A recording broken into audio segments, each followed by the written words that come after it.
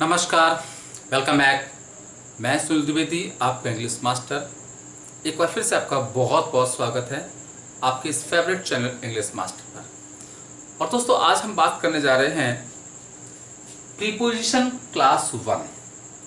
जैसा कि आपको पता है कि प्रीपोजिशन इंग्लिश ग्रामर का सबसे इम्पॉर्टेंट, सबसे महत्वपूर्ण, सबसे ज़्यादा डिमांडिंग टॉपिक है। इस टॉपिक की बच्चे बहुत डिमांड्स करते हैं। इस टॉपिक को, इस पार्ट्स ऑफ स्पीच को बहुत अच्छे ढंग से मैंने तैयार किया है, जिससे कि आपको हर चीज़ अच्छे से समझ में आ जाए। इसके हमने कई क्लास किए हैं। आज प्रीपोजिशन क्लास 1 है, क्लास 2, क्लास 3, क्लास 4, क्लास 5, इस तरह से आपके पास आएंगे। स्टेप बाय स्टेप आपको प्रीपोजिशन की हर बारीकी के बारे में आपको बताया जाएगा। उसके करेक्ट यूजेस क्या होते हैं, उसका इम्पोर्टेंस क्या है, उसकी एरर कैसे आती हैं, ये सब बातें आपको बताई जाएंगी। तो दोस्तों, बात करते हैं आज प्रीपोजिशन क्लास 1। जैसा कि क्लास 1 है, किसी भी पार्ट्स ऑफ स्पीच को पढ़ने से पहले, उसके करेक्ट यूजेस जानने से पहले हमें ये पता होना चाहिए what is the meaning of that parts of speech, what is the definition of that parts of speech. और जैसा कि आपने देखा होगा, मेरे जितने सारे प्रीवियस टॉपिक्स हैं, पार्ट्स ऑफ स्पीच हैं, मैंने कभी भी किसी पार्ट्स ऑफ स्पीच में किसी भी पार्ट्स ऑफ स्पीच की डेफिनेशन को रटने की सलाह नहीं दी है, क्योंकि मेरा मानना है रटी हुई चीज़ें काम की नहीं होती हैं। वो सिर्फ आपको मार्क्स दे सकती हैं, लेकिन आपको स्किल नहीं दे सकती हैं। तो बस आपके पास पता है कि आप ग्रामर को भी हमेशा कहता है कि बहुत सिंपल सरल मानो। मेरा मानना है कि ग्रामर भी एक तरह से वोकेबलरी होती है, क्योंकि वोकेबलरी का मतलब होता है वर्ड्स और ग्रामर का मतलब होता है करेक्ट यूज ऑफ वर्ड्स। तो यानी प्रीपोजिशन भी एक वर्ड है, और किसी भी वर्ड की मीनिंग या उसकी डेफिनेशन को जानने के लिए हमें क्या करना होता है, एटिमोलॉजी करना होता है। तो देखिए, प्रीपोजिशन वैसे तो आपने पढ़ा होगा, प्रीपोजिशन की परिभाषा होती है word which use before noun or pronoun to tell its relation with another word of a sentence। लेकिन आपको ये सब रटना नहीं है। या कुछ की आपने पढ़ा होगा, preposition word which is use before noun और pronoun to tell its relation with another parts of speech. लेकिन इस तरह की परिभाषाओं से रटने से कोई फायदा नहीं। आपको ये चीज़ें परेशानी देंगी, आपके लिए ये चीज़ें जो होती हैं आपको टॉपिक को कॉम्प्लेक्स करती हैं, जटिल करती हैं, कठिन बनाती हैं। लेकिन हमें क्या करना है, हमें कोशिश करनी है कि ज़्यादा से ज़्यादा प्रयास किया जाए कि ये टॉपिक आपको सरल लगे। जो सबसे टफ टॉपिक माना जाता है, यकीन मानिएगा मैंने प्रयास किया है अपने सारे प्रीपोजिशन के पार्ट्स में, क्लास में, कि आपको प्रीपोजिशन बिल्कुल सरल लगेगा। तो बस क्या करना है, हमें प्रीपोजिशन की परिभाषा जानने के लिए इसकी एटमोलॉजी करनी है। तो बच्चों देखिए, प्रीपोजिशन क्या होता है, प्री प्लस पोजीशन। प्री का मतलब होता है बिफोर।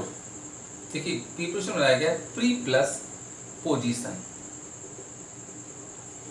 प्री मीन्स होता है बिफोर और पोजीशन मीन्स होता है प्लेस। वह पार्ट्स ऑफ स्पीच जिसका प्लेस पहले होता है। और किसके पहले होता है, यानी प्रीपोजिशन वह पार्ट्स ऑफ स्पीच है जो किसी नाउन या प्रोनाउन के पहले आता है, नाउन या प्रोनाउन के पहले आता है, लेकिन इसका रिलेशन किसी और वर्ड के साथ होता है। बस बच्चों, ये है आपकी परिभाषा। वह वर्ड जिसका प्लेस किसी नाउन या प्रोनाउन के पहले होता है, लेकिन उसका संबंध सेंटेंस के किसी और वर्ड के साथ होता है, अतः वह संबंध सूचक शब्द कहलाता है, प्रीपोजिशन कहलाता है।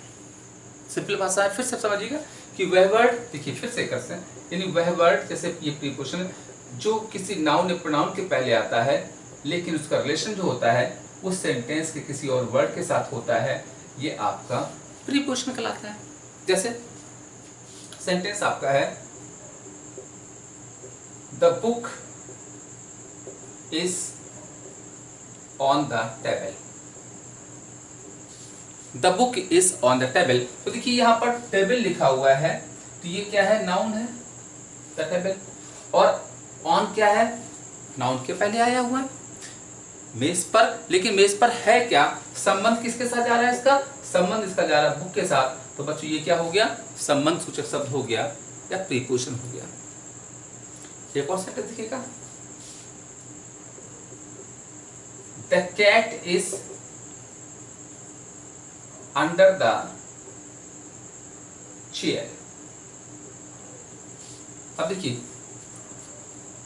चेयर क्या है, नाउन है, कुर्सी, और अंडर कहां आया हुआ है, इस नाउन के पहले आया हुआ है, नीचे, कुर्सी नीचे, लेकिन है क्या कुर्सी नीचे, संबंध किसके साथ जा रहा है इसका, कैट के साथ जा रहा है। तो वह वर्ड जिसका यूज किसी नाउन पहले होता है, संबंध कहीं और होता है, किसी और वर्ड के साथ होता है, वह संबंध सूचक शब्द कहलाता है, प्रीपोजिशन कहलाता है। बच्चों एक और चीज, अगर हमें प्रीपोजिशन आता है तो हम आंख बंद करके किसी भी वस्तु की, व्यक्ति की पोजीशन जान लेते हैं, और अगर हमें प्रीपोजिशन नहीं पता है तो फिर हमें बड़ी दिक्कत होती है। इसलिए ध्यान रखिए, जब भी कोई चीज़ पढ़ा करें तो आप सिर्फ इसलिए ना पढ़ें कि हमें एग्ज़ाम में मार्क्स लाने हैं, तो फिर मज़ा नहीं आता। आप उसको एंजॉय करें, उसको सीखें, उसको लर्न करें, तो बहुत मज़ा आता है, और फिर मज़ा जब आएगा तो मार्क्स तो अपने आप आएंगे। तो जैसे देखिए अब है क्या, हम आपको कुछ एग्जांपल्स देते हैं जिससे आपको ये चीज़ें बहुत और सरल लगेंगी। जैसे देखिए प्रीपोजिशन कितना बढ़िया है, कितना इम्पोर्टेंट है, इसको ऐसे समझिएगा। जैसे सपोज हम बात करें कैट की, तो जैसे मैंने कह दिया the cat is on the table. एक सेंटेंस बना दिया, the cat is under the table. एक सेंटेंस बना दिया, the cat jumped upon the table। एक सेंटेंस बना दिया, the cat jumped off the table। एक सेंटेंस नोट कर लीजिएगा, the cat jumped over the table। एक सेंटेंस लिख लीजिएगा, the cat jumped into the well. दोस्तों यहां पर देखिए मैंने कई सेंटेंस लिखे हैं, फर्स्ट, सेकेंड, थर्ड, फोर्थ, 5 और 6। अब अगर आपको प्रीपोजिशन का यूज नहीं पता है तो फिर आप हर सेंटेंस में कंफ्यूज होंगे, परेशान होंगे कि यार ये बिल्ली क्या कर रही होगी। आपको नहीं पता होगा, आप नहीं जान पाएंगे कि इस बिल्ली की पोजीशन क्या है, प्लेस क्या है। बच्चों याद ध्यान रखिएगा, पोजीशन मतलब होता है प्लेस, यानी ये वह पार्ट्स ऑफ स्पीच है जो हमें किसी वस्तु का, व्यक्ति का प्लेस बताता है, पोजीशन बताती है। तो हम नहीं जान पाए उसकी पोजीशन क्या है, और फिर हम एंजॉय नहीं कर पाएंगे, हमें पता नहीं चलेगा कि क्या हो रहा, हम सेंटेंस का अर्थ नहीं निकाल पाएंगे। लेकिन अगर आपने थोड़े से मन से प्रीपोजिशन पढ़ लिए, ये जितने भी आपको हम प्रीपोजिशन के पार्ट्स देने जा रहे हैं, हर पार्ट को आपने समझ लिया तो यकीन मानिएगा इन सेंटेंसेस का मतलब भी आपको समझ में आ जाएगा, प्लस आगे और भी जो सेंटेंस आप पढ़ेंगे कहीं पर भी, कहीं पे अगर प्रीपोजिशन होगा उसका मतलब समझ में आएगा, और फिर एग्जाम में तो यार आसानी से आप कोई भी प्रॉब्लम होगी रिलेटेड टू प्रीपोजिशन आप इजीली कर लेंगे। तो देखिए अब थोड़ा सा हम आपको इनका मतलब बता रहे हैं जिससे आप सीख सकें, एंजॉय कर सकें, और फिर आगे हमें किस ढंग से पढ़ना है आप जान सकें। देखिए अगर कह दिया गया the cat is on the table, तो बच्चों देखिए होता क्या है, जैसे ये टेबल है, सपोज माना कि बहुत अच्छी मैं नहीं बना पा रहा हूं, लेकिन आप मान लीजिएगा कि टेबल है। अगर हमने कह दिया ऑन द टेबल, तो देखिए यानी कि बच्चों अगर ऑन द टेबल कहा गया तो यानी कि ऊपर, यानी यहाँ पर बैठी हुई है, बेस के ऊपर बिल्ली बैठी हुई है, तो ये हो जाता है ऑन द टेबल। अगर अंडर द टेबल कहा जाता है तो अंडर का नीचे, यानी बिल्ली यहाँ बैठी हुई है, ये अंडर द टेबल हो जाता है। अगर कह दिया the jumped upon the table, तो बच्चों जम्प्ड का मतलब होता है जब बिल्ली यहाँ से कूदती और यहाँ आती है, जंप करती है, तो ये फिर आपका हो जाता है अपॉन द टेबल हो जाता है। ऑफ द टेबल का मतलब होता है जैसे आपकी ये टेबल है, चलो टेबल अपनी यही रखते हैं, क्यों बार बार तमाम टेबल का यूज करें। तो ऑफ का मतलब होता है जैसे बिल्ली यहाँ बैठी हुई है और यहाँ से कूद करके अलग अगर गिरती है तो ये ऑफ द टेबल हो जाता है। और ओवर द टेबल का मतलब होता है बच्चों जैसे ये आपका बिल्ली यहाँ से कूदी और यहाँ पे गिरी आकर के पूरी, जैसे कि पूरी टेबल को एक आर्क बना देती है, ब्रिज बना देती है, तो बच्चों हो जाता है ओवर द टेबल हो जाता है। और the cat jump into the well, अब देखिए इनटू का मतलब होता है जब कोई चीज बाहर से अंदर जाए, यानी वेल मीन्स कुआं, तो जब ये कुआं आपका अगर मान लीजिए है और इस कुएं में यहाँ से अंदर घुस रही है तो इनटू कहलाता है। और एक होता है आउट ऑफ, बच्चों यहाँ पर अगर कर दिया जाए the cat came out of the well, तो अंदर से बाहर आना आउट ऑफ कहलाता है। तो इस तरह से हमें अब थोड़ा सा अगर इन प्रीपोजिशन का मतलब पता है तो फिर हम उस वस्तु की, व्यक्ति की, या जैसे यहाँ पर बात हो रही कैट की, उसकी पोजिशन आसानी से सीख जाएंगे। तो ये है इंपॉर्टेंस ऑफ प्रीपोजिशन। तो अब बच्चों आपको सिखाते हैं प्रीपोजिशन क्या होता है, व्हाट इज द प्रीपोजिशन। अब आपने सीख लिया है कि प्रीपोजिशन है क्या। अब हम आगे बात करेंगे what are the kinds of preposition, preposition के काइंड्स क्या होते हैं, and what are the correct usages of preposition. तो चलिए आगे बढ़ते हैं और बात करते हैं काइंड्स ऑफ प्रीपोजिशन।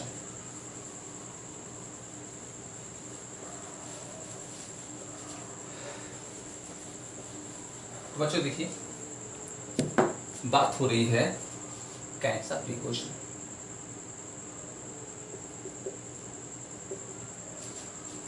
यहां पर आपके लिए हमने दिखाया है कि प्रीपोजिशन को 3 भागों में बांटा गया है।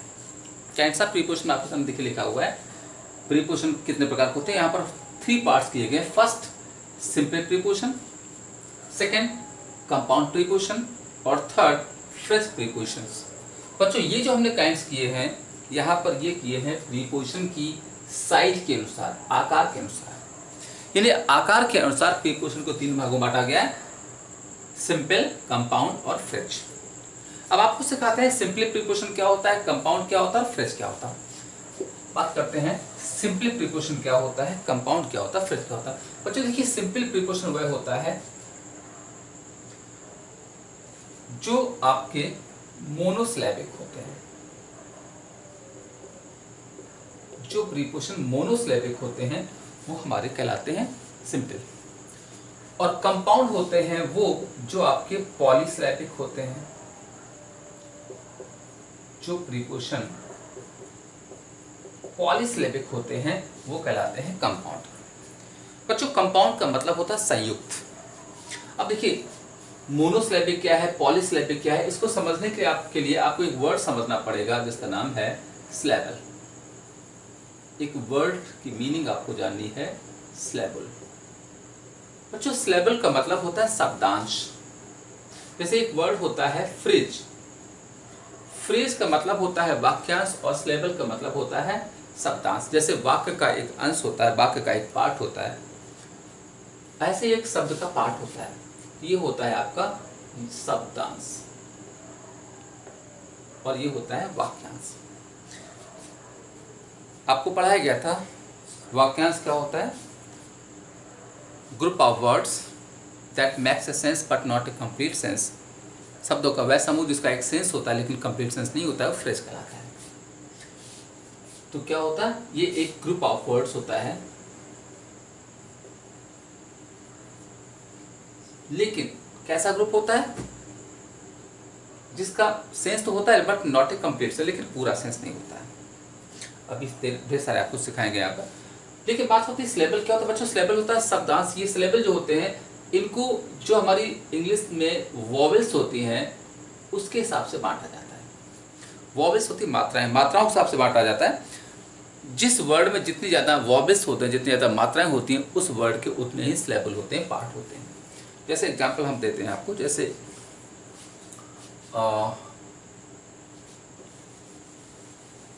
एक वर्ड है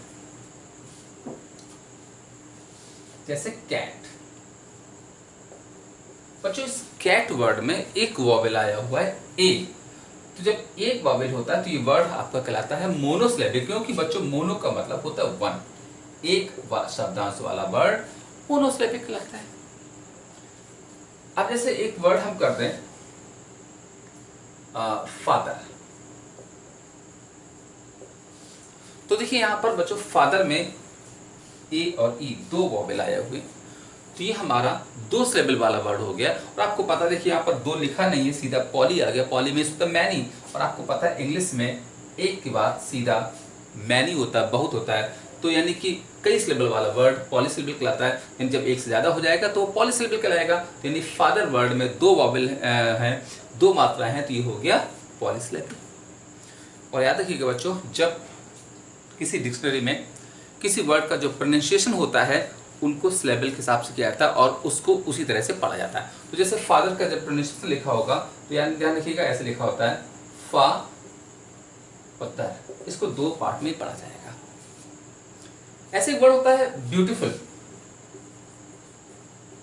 देखिए एक वर्ड है ब्यूटीफुल। अब जैसे ब्यूटीफुल में अगर आपसे पूछा जाए कितने सिलेबल हैं, कितने पार्ट्स हैं, कितने इसके अंश हैं शब्द के, तो यहाँ पर देखिए अगर हम देखें 1 2 3 4 5 5 वॉवेल आए हुए, 5 वॉवेल्स हैं, लेकिन ये 5 सिलेबल वाला वर्ड नहीं है। क्यों?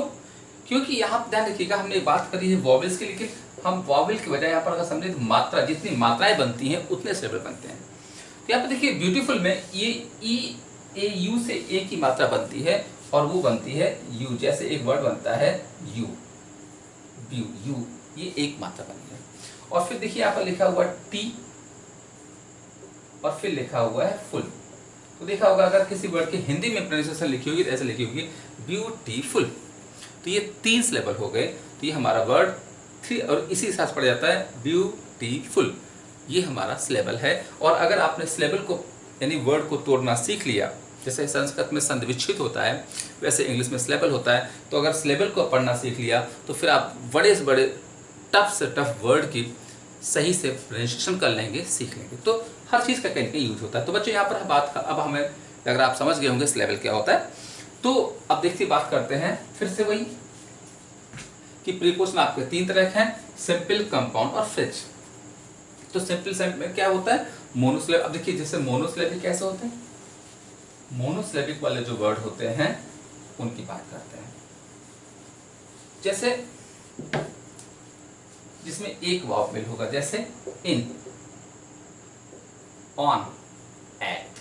देखिए हर वर्ड में सिर्फ हर प्रीपोजिशन में एक ही वॉवेल है, आई ओ ए, तो ये हमारे वर्ड हो गए, ये हमारे प्रीपोजिशन हो गए मोनोसिलेबिक।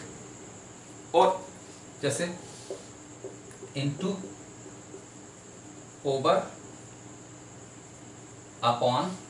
अब देखिए यहाँ पर सभी में एक से ज्यादा वॉवेल है, आई ओ, ओ ई, यू ओ, तो ये हमारे जब एक से ज्यादा होते हैं तो ये पॉलीसिलेबिक कहलाते हैं, तो ये हमारा हो जाता है कंपाउंड प्रीपोजिशन। तो इस तरह से जिसमें एक से ज्यादा वॉवेल होगा वो प्रीपोजिशन आपके कंपाउंड प्रीपोजिशन कहलाएंगे, जिसमें एक वॉवेल होगा वो सिंपल कहलाएंगे। और अब बात होती है फ्रेज प्रीपोजिशंस की, तो बच्चों फ्रेज प्रीपोजिशन वो होते हैं जो आपके मोर देन वन वर्ड, याद रखिएगा मोर देन वन वर्ड्स जो बने होंगे, एक से ज्यादा शब्दों का जहां पर यूज होगा, सिंपल से पहचान, जिस प्रीपोजिशन में एक से ज्यादा शब्द का यूज होगा वो हमारा कहलाएगा फ्रेज। तुमने क्या सीखा, एक से ज्यादा मोर देन वन वर्ड्स जहां पर यूज होंगे उस प्रीपोजिशन में वो कहलाएगा फ्रेज प्रीपोजिशन। बच्चों फ्रेज में से वाक्यांश होता है, और फ्रेज का मतलब मैंने बताया था a group of words that makes a complete but makes a sense but not a complete sense। अब देखिए यहाँ पर हमने कुछ एग्जांपल्स आपको दिए हैं फ्रेज प्रीपोजिशन के, और बच्चों ये बहुत इंपॉर्टेंट एग्जांपल्स हैं, इनका यूजेज अक्सर होता रहता है। तो यहाँ पर दोनों काम करिएगा, फ्रेज प्रीपोजिशन कैसे होते हैं, क्या होते हैं, वो तो हमने दिखाए, साथ साथ में आप इनका मीनिंग भी लिख लें, इनका मतलब भी लिख लें। हम आपको इनका मीनिंग और इनके यूजेस कैसे करते हैं दोनों बात सिखाएंगे। तो आप फटाफट वीडियो को पॉज कर करके इनके मीनिंग भी लिखते जाएं। तो देखिए पहला आपका है अकॉर्डिंग टू। बच्चों अकॉर्डिंग टू का मतलब होता है के अनुसार। अब देखिए फ्रेज प्रीपोजिशन का यूज बहुत सरल है। आपको जहाँ कहीं भी सेंटेंस में के अनुसार कहना है आप फटाफट अकॉर्डिंग टू लगा दो, तो इसकी कन्फ्यूजन नहीं होती है। और पता है ये फिफ्थ प्रीपोजिशन होते हैं, ये हाई फ्रिक्वेंसी प्रीपोजिशन में भी यूज होते रहते हैं, और इससे संबंधित एग्जाम में फिल द ब्लैंक्स या फिलर्स बहुत आते हैं। जैसे अगर अकॉर्डिंग आ गया तो टू जरूर आएगा, इन प्लेस आ गया तो ऑफ जरूर आएगा, इन एडिशन है तो टू जरूर आएगा। ये हमारे हाई फ्रिक्वेंसी प्रीपोजिशन में भी काम होते हैं और ये आपके फिल इन द ब्लैंक्स में भी बहुत आते हैं। अतः इनको आप अच्छे से नोट कर लीजिएगा और इनका मतलब क्या है वो भी समझ जाइएगा। तो दोनों बातें, इनका हिंदी यूज भी आपको समझ में आ जाएगा और इनके जो एरर्स आते हैं, फिल इन द ब्लैंक्स आते हैं प्रीपोजिशन के, खासतौर से डिफेंस में, वो भी आपको पता चल जाएगा। तो ये याद रखिएगा, अकॉर्डिंग से टू आएगा, इन प्लेस है तो ऑफ आएगा, इस तरह से आप इनको तैयार कर लीजिएगा। तो देखिए अकॉर्डिंग टू होता है के अनुसार। अब जैसे अगर आपको कहीं भी के अनुसार लगाना है, अकॉर्डिंग टू लगाइए। जैसे मेरे अनुसार आप एक बहुत ही अच्छे विद्यार्थी हैं, तो according to me you are a good student, बस हो गया यूज। इन प्लेस ऑफ होता है के स्थान पर। जैसे I bought this marker in place of pen, मैंने पेन के स्थान पर ये मार्कर खरीदा। तो अब हमें जहाँ पर के स्थान पर कहना है इन प्लेस ऑफ लगा दीजिएगा। और हमें क्या सीखना है, सीखा हमने कि इन प्लेस के साथ ऑफ आएगा, ये आपका फिल इन द ब्लैंक्स में भी काम करेगा। अगला है इन एडिशन टू।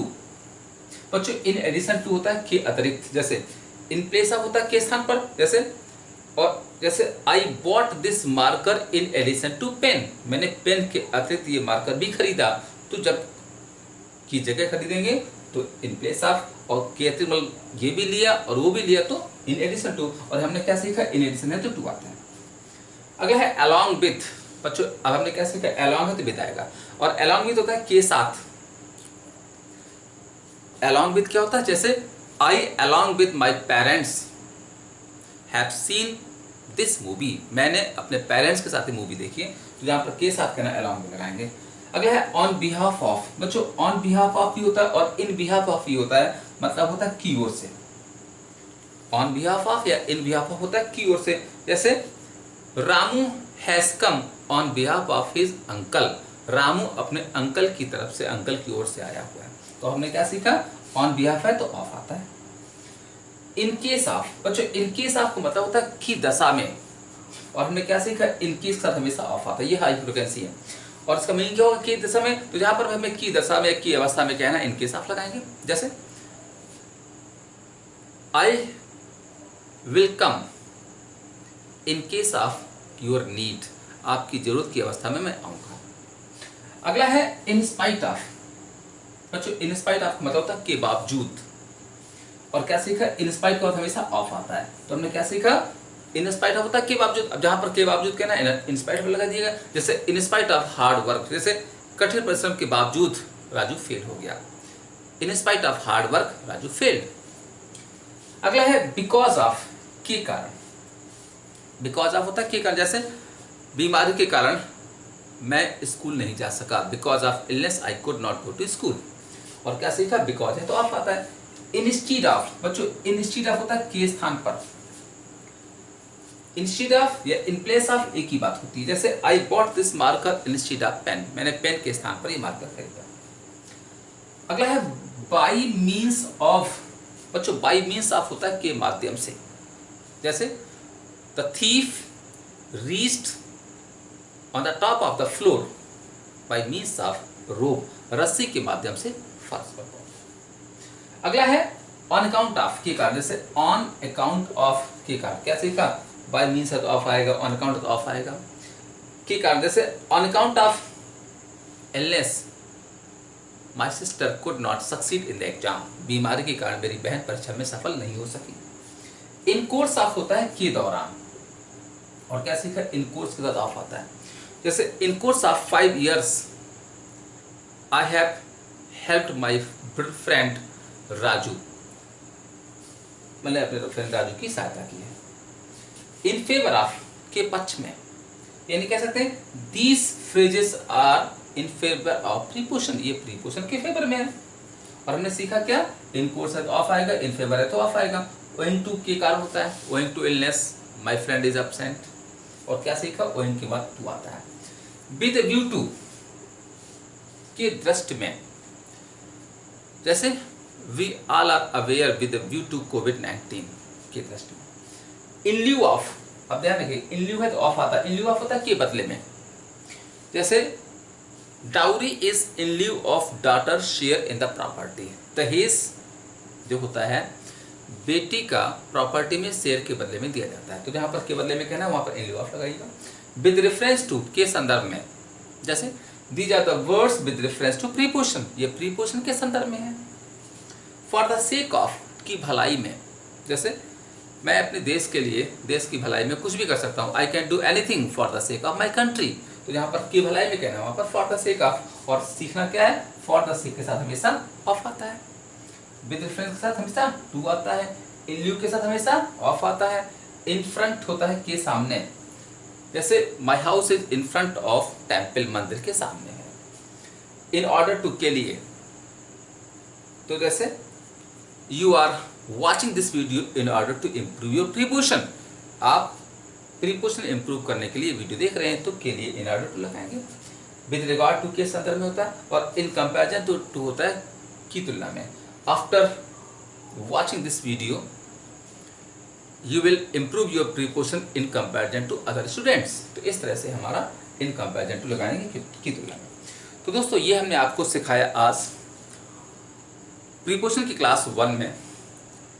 प्रीपोजिशन क्या होता है, व्हाट इज द प्रीपोजिशन, तो बताया गया प्री प्लस पोजिशन वह वर्ड जिसकी पोजिशन नाउन प्रोनाउन के पहले होती है और उसका संबंध किसी और वर्ड के साथ होता है, प्रीपोजिशन कहलाता है।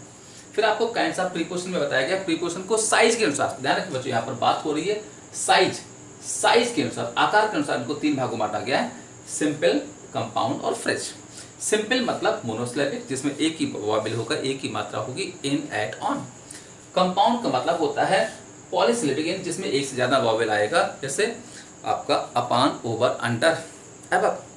और फ्रेज होता है जो मोर देन 1 वर्ड से बने होंगे, तो ये हमने आपको कुछ फ्रेज प्रीपोजिशन के एग्जांपल दिए। बच्चों ये जो हमने दिए हैं आपके फ्रेज प्रीपोजिशन, तो ये बहुत ज़्यादा यूज होने वाले फ्रेज प्रीपोजिशन हैं, और इतने अगर आपने तैयार कर लिया तो लगभग फ्रेज प्रीपोजिशन आपको तैयार हो जाते हैं।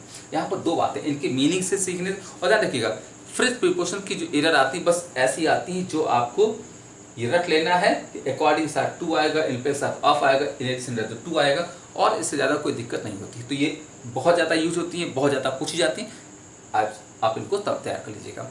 अब जो बात होती है जो प्रीपोजिशन में, वो है what are the correct usages of simple and compound preposition. Simple और कंपाउंड प्रीपोजिशन के करेक्ट यूज क्या होते हैं, क्योंकि फ्रेज के जो यूजेज यही है, बस इससे ज़्यादा कुछ नहीं पूछा जाएगा, और ये आपको समझ में भी आ चुका होगा। तो अब हम आगे बात करेंगे सिंपल और कंपाउंड, जैसे इन, एट, ऑन, ओवर, अपॉन, इनके करेक्ट यूज कहाँ होते हैं, कैसे होते हैं, कैसे जानेंगे। हमने कहा था ना कि ऑन कब आएगा, अंडर कब आएगा, ओवर कब आएगा, बीनीथ कब आएगा, बिलो कब आएगा, बिटवीन कब आएगा, बिफोर कब आएगा, ये हमें पता चलेगा जब हम पढ़ेंगे अगला टॉपिक, जब हम पढ़ेंगे और जिसका नाम होगा करेक्ट यूजेज ऑफ प्रीपोजिशन। याद रखिएगा, अब हम जब अपनी प्रीपोजिशन की क्लास 2 पढ़ाएंगे, उसमें पढ़ाएंगे, आपको पढ़ाया जाएगा, आप नोट कर सकते हैं, इसका नाम होगा करेक्ट यूजेस ऑफ प्रीपोजिशंस, यानी कि प्रीपोजिशन के करेक्ट यूज क्या होते हैं, और वो किसके, सिर्फ और सिर्फ बात होगी अब सिंपल और कंपाउंड प्रीपोजिशन के करेक्ट यूज क्या होते हैं। तो बच्चों इनको करेक्ट यूज समझाने के लिए इन सिंपल और कंपाउंड प्रीपोजिशन को फिर से 3 भागों में बांटा गया है। पहला preposition of time, preposition of time, यानी वो प्रीपोजिशन जो टाइम की बात करते हैं। दूसरा सेकेंड प्रीपोजिशन ऑफ पोजीशन, वो प्रीपोजिशन जो पोजीशन की बात करते हैं। और तीसरा प्रीपोजिशन ऑफ डायरेक्शन, वो प्रीपोजिशन जो डायरेक्शन की बात करते हैं, दिशा की बात करते हैं। यानी कि अब इनको फिर से 3 भागों में बांटा गया है, और हम वो कह सकते हैं क्या होता है, टाइम, पोजीशन, डायरेक्शन, यानी कि TPD, टाइम, पोजीशन, डायरेक्शन, इन 3 भागों में बांटा गया। तो अब हम आगे सिखाएंगे कि सिंपल और कंपाउंड जो हमारे प्रीपोजिशन है, आप जान गए, अभी आपको आगे देखिए, हम आपको सिखाएंगे कि कौन कौन से सिंपल प्रीपोजिशन है, कौन कौन से कंपाउंड है, वो आप बताएंगे। और फिर इनमें वो प्रीपोजिशन कौन से हैं जो टाइम की बात करेंगे, वो प्रीपोजिशन कौन से हैं जो पोजीशन की बात करेंगे, और वो प्रीपोजिशन कौन है जो डायरेक्शन की बात करेंगे। तो इनको एक एक करके पढ़ाया जाएगा। तो ध्यान रखिएगा, प्रीपोजिशन की क्लास सेकंड में बच्चों आपको सिखाया जाएगा आगे प्रीपोजिशन ऑफ टाइम। वो प्रीपोजिशन कौन होते हैं जो समय की बात करते हैं। तो वो कौन से प्रीपोजिशन है जो टाइम की बात करेंगे, और उनके यूजेस क्या है, उनकी एरर क्या है, ये सब बातें आपको सिखाएंगे प्रीपोजिशन क्लास सेकंड में। तो मिलते हैं नेक्स्ट वीडियो में प्रीपोजिशन क्लास सेकंड में। उम्मीद है आज की बातें आपको अच्छे से समझ में आ चुकी होंगी, और फिर और आगे अच्छे समझने के लिए इसके नेक्स्ट वीडियो के लिए तैयार रहिएगा। तब तक के लिए नमस्कार, जय हिंद।